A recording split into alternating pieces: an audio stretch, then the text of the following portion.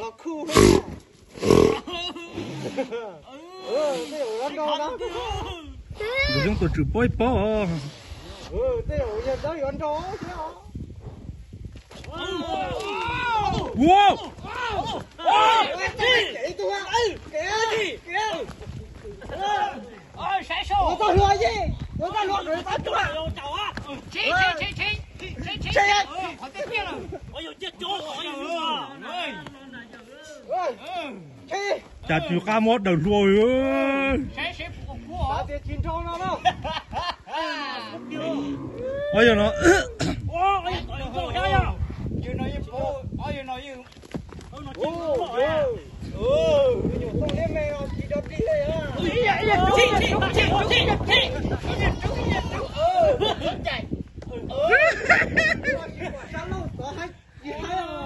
ra lùn nắng lại đủ hàng mấy nó chết chỗ tôi tôi chịu cháu chỉ một tuổi có tụi chỉ cắn đâu giờ đầu tư em của chia bắt chú rồi ôi giờ nó mà ra xin chê nữa một đứa ôi cô ăn cơm nhà mày nào chú kia khi rồi tôi tỏi xin đâu á nó tên ôn chả ôn bộ cũng trong kiều đồ cung ấy chạy chỉ một tôi nó tia đồ cung à ôi giờ em coi kìa tôi sẽ tổ chức cú lon thả tao còn lo cho bộ cũng trâu hộp bộ cũ rồi nó sống tôi chịu tôi cú thả trâu cho nó cho tôi chết rồi cháu bộ cú là xích tặng chết chẳng như nó bộ bộ chuột người nhớ không được lấy đâu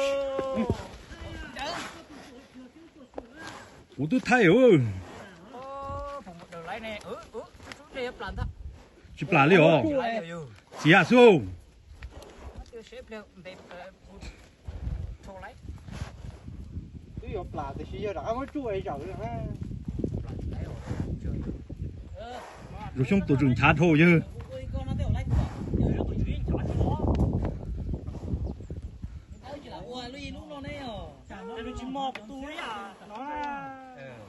cái gì chơi chó à nó chơi chó nhà à ô chết một đứa chết đâu giờ nó cú chán được mà giờ ô một tao cú thế nào thì giờ chỉ tao bỏ cú rồi á một đứa ôm một đứa ủa gì nó chậm óc ủa gì thôi nè anh trời thế lại chính thay với ai cho mấy rồi xí cho mấy rồi nhá số chả mà óc cũng sạc thành trời thế lại nó nổi dối nó bông gì bông một đứa của cú à một đứa một đứa chỉ có cú này một đứa có chả mi chỉ nhua rồi ô bên trung to rồi gì này à chị cái hết là bỏ chết sao ở trái trên này ô đất tia sẽ con chụp chết sao chị kia ăn luôn được không tính thà trong ta có luôn nó chị nè ô chạy đi sao cô tia rồi đây một đứa chết trời lâu mắt chị nó ướt chết chết tại ní là chết tại ní là tại nó cái cú này khó một đứa nhỏ khó biết chỉ thế chỉ chết bác một đứa chỉ ý nhung một giây trời chạy lại cái xe là bỏ nó sao tao nó chết chết tao còn nước chiếc rồi đó tao chết cho lâu con này chỉ lấy bám một đứa tao một đứa để ăn cho mà nó lại cho xua kia chứ là cuối xã tiền chuyên cho chứ ai nhớ tổ thế có mà tua chứ có sát gì tua mà dùng để lòng dây một lá này chụp lại đó một đứa nhỏ không mua đâu nhỏ không mua sạc chưa chặt nhỏ là chưa chặt nhưng chỉ đâu nó mãi được á không có gì ta xin nó tiền đấy rồi Chê hàng kilo. Nhỏ chúa chan ta. Nhỏ là có chín chai mấy anh nhá, chín chai. Ôi nó sát chi nà thì. cho chạy đối tụi chị mò của tôi này Có tụi cản đâu à. chị đừng mò cái hàng đâu nó của tôi nhỏ Chỉ tôn sai nè. Tên nó sẽ thành bộ. Nếu chỉ thâu thế nè. ô nhỏ không đào ô Gà ta chỉ mà nên gà kể ha. Tiếp lại. Ngó tê chạy cái đó cũng sẽ tóc. không Ủa ta. Một đứa. Ôi xì. Một đứa chịu. Ôi nó lọt vào tiền chứ. Ôi giời. Không biết mày rồi giờ à. Dù mẹ chỉ có biệt to.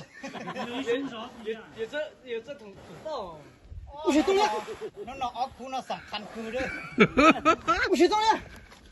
Một đứa. Giờ hộp bọc cua. What? Chao. Một đứa nhỏ biết. Nhân trả cho tông điêu. Điều tệ trả lọt trả thế nào. Ôi xì.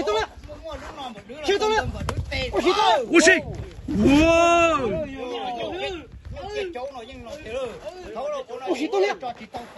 Tôi giờ em cổ lên cổ à. Nè ôi khó tức tiếc.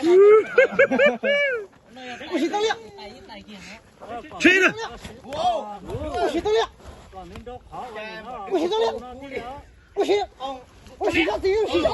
Mua hai thùng không à, chỉ trong có cú đi.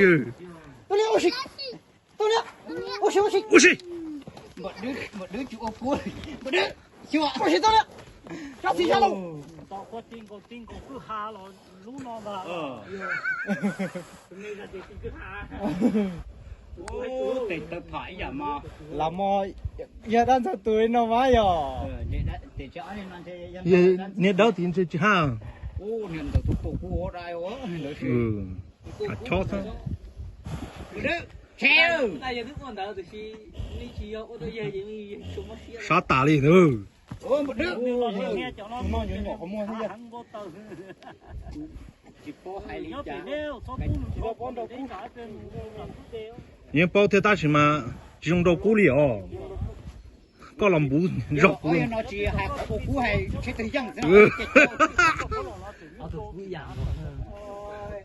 Một đứa là ô thế tiêu đó người chết chó. chết rồi.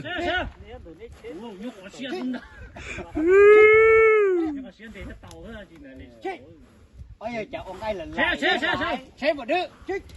Chả chỉ đầu cú nè. Trên đó sống là đâu Giờ một đứa giờ ô còn một đứa dân. Nhiều còn đi giang liền đó, cho họ tu nè. Xe có tí đó bé Chết rồi. Một đứa thằng. Wow. Một đứa thằng. Có cha cú xin nó mà chỉ đó đi tiêu. Ôi giời nó. Nó đã chán nó chỉ dùng gì ơ. Em là bây giờ tao chết thế là. Ôi nó còn nó tầm li ơ. Bé chết giờ ôi chỉ có tiền dân chỉ có tiền tài dân ôi nó sắp chết liền. Đón Một đứa.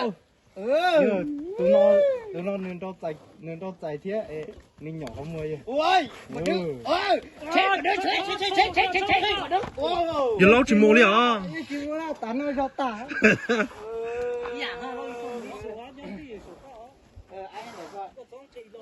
Một đứa. Đâu cũng là thì nè hả. Chơi từ chỉ hành nhiều tiêu. Wow. Đi sắm xí tê lờ. Chỉ đồ đi ơ. Một đứa. Chưa hả? Chưa cha này cha nhung chỉ là lái số co. Nó nhỏ có mua đồ luôn. Nhỏ nó tắt. chơi nhỏ luôn à Rồi tụi nó mà nhỏ mua cổ cứ. Chạy là sẽ có bắn ông luôn. Sống đây sống à. Ui xì. kìa Một đứa. Một đứa. vô mà đứa rồi ô có dân đi ơi tao nói chưa chị chưa tao liếc ô cú nữa nè nè có xí là ô sao chắc gì sao luôn bây giờ nói như xí cú giàu lời nó là xí đã giàu cho chả ô ba lo thế lái cho anh đủ tao thế thì không biết rồi chỉ trốn đấy ai ra nó giờ ít chữ dân mà giờ chỉ là vấn đề vậy mà tay là những đòn đời chơi đi của tụi đấy ơ nhớ là con chính trai này chính trai của dân cái nhiều xin đầu mà là nhau cái sẽ nhiều xin đầu đấy chị không biết chết cái như là hiện đâu chuẩn đâu hay à nó như cô tiểu ôi cha chỉ dân chị ô có khỏi dân chị ôi đầu thứ tiền là chết một đứa chết một đứa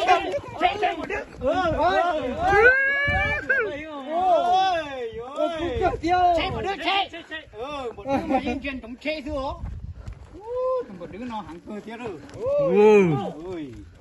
hai tao một đứa sao nó lâu ô cú cua đi xin lại cua gì một đứa con nhạc chết chết không nhá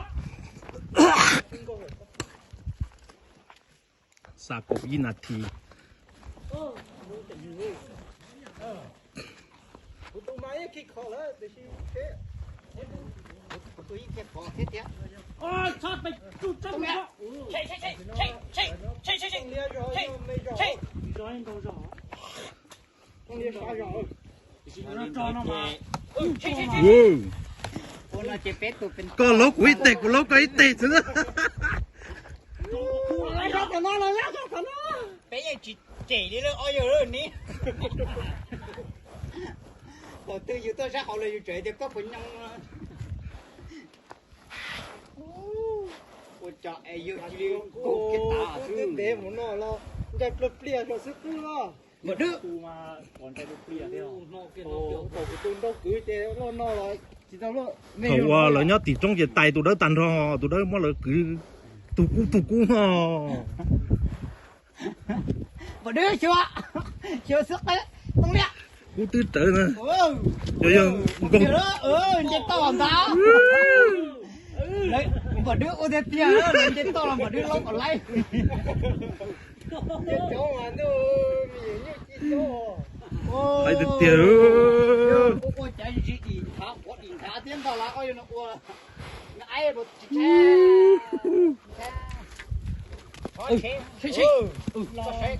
cái nhiêu xin rồi là gì tao nó chỉ có lo một đứa cú xì một đứa rồi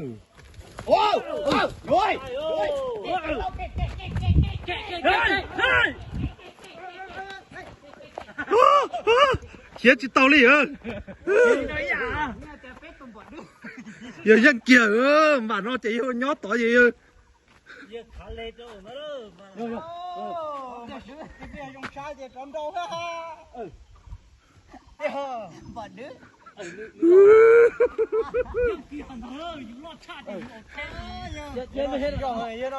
chị à tôi tưởng nó rồi này chị à